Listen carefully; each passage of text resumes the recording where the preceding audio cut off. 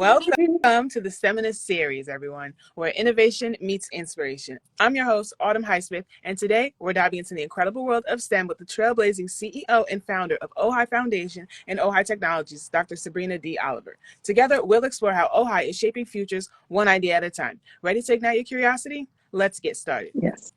Today, Dr. Oliver, I wanted to ask you this question.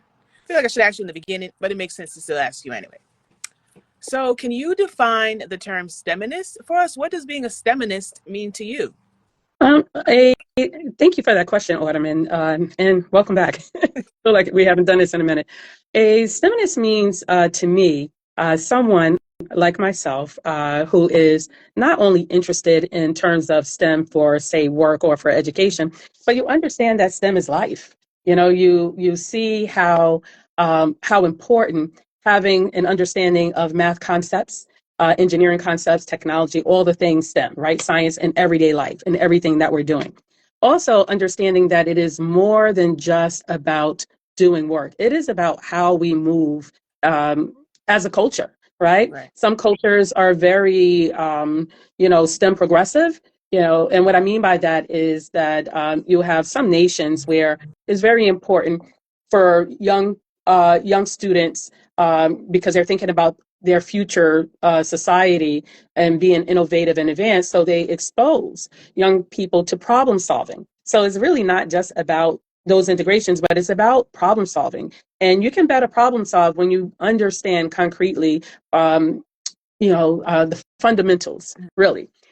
For example, I like to think about mothers who are at home with their children and they're going about their daily task of cooking, and they bring their children, those mothers that bring their children in to show them how to cook, but making it an intentional purpose to discuss what happens with that heat transference, right, from the oven or the stove, talking about the different, the chemistry that happens when you're baking or all the things, when you're measuring and it's not just cooking, but it's every day. So being very intentional about it, being thinking about society and wanting innovation. I think about myself, I'm always thinking about innovation.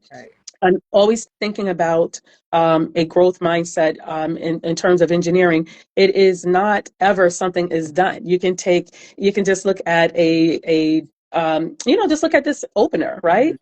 And someone will find another way. Someone will find another innovation or inventiveness about it, what they can do. So just constantly thinking, how else can we improve? So that's me. Continuing upgrading. Yeah. But then also seeing the everyday STEM in our everyday lives, but leaning into it as well, kind of thing. Yeah.